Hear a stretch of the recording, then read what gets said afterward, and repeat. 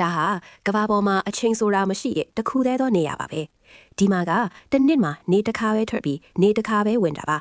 နေဝက်ကနေဘတ်ဖြစ်ပြီးကျန်တဲ့နေဝက်ကတော့ညဘတ်ဖြစ်နေတာပါနော်ဝေးနိုင်ငံမြောက်ပိုင်းမှာရှိတဲ့ Summer Ride လို့ခေါ်တဲ့ကျွန်းလေးကနေကျူဆိုလိုက်ပါရဲ့နော်မေလာကနေဆိုလိုက်လားအထိနေကလုံးဝမဝင်ပါဘူး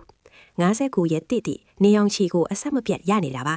ဒီဒေသခံတွေကမနက်အစောကြီး2နာရီမှာဘောလုံးကစားကြတယ်မနက်3နာရီမှာမြက်ခင်းမြင်တွေကိုရိတ်ကြပြီးကိုယ်စိတ်ကြိုက်အချိန်စရာနဲ့ကိုနေထိုင်ကြတာပါ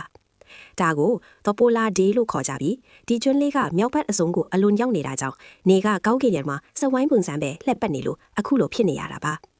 ဒါပေမဲ့နိုဝင်ဘာလကျော်သွားပြီဆိုရင်တော့နေကပျောက်ကွယ်သွားပြီးဒီကျွန်းလေးဟာ3လကြာအောင် Polar Night အမောင်ထူးတဲ့ကိုရောက်သွားပါတော့တယ်ရင်တရှုမောဖွယ်ကောင်းတဲ့ Northern Lights လို့ခေါ်တဲ့ဝါရောင်စိမ်းရောင်အလင်းတန်းတွေကိုမြင်ရတာကလွယ်ရင်ကြံတဲ့အချိန်တွေကတော့လုံးဝကိုမှောင်အတိကြာနေမှာပါ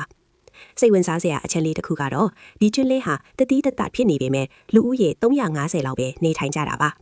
သူတို့တွေကအဓိကအားဖြင့်ငါးဖမ်းလုပ်ငန်းနဲ့ခရီးသွားလုပ်ငန်းကိုပဲအမိပြုပြီးအသက်မွေးကြတာဖြစ်ပြီးအချိန်ဆိုတာသူတို့အတွက်တိတ်အရေးမကြီးလာပါဘူး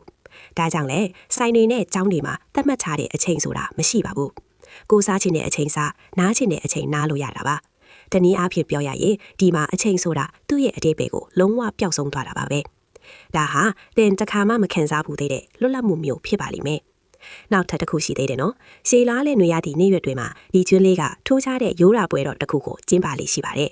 အဲ့ဒါကတော့နာယီအရညဘက်ဖြစ်နေပေမဲ့နေအောင်အောက်မှာလူတွေစုယုံပြီးပျော်ပွဲရွှင်ပွဲတွေလုပ်ကြတဲ့တန်းခေါင်ရံပွဲတွေပဲဖြစ်ပါတယ်အချိန်ကန့်သက်ချက်မရှိတဲ့အခုလိုဘဝမျိုးကိုတင်ရောအတွေ့အကြုံယူကြည့်ချက်လားဒီနေရာလေးကအရန်ကိုထူးခြားလို့အချိန်နဲ့ပတ်သက်ပြီးတင်တီးထားသမျှအရာအလုံးကိုပြန်ပြီးမေးခွန်းထုတ်စေပါလိမ့်မယ်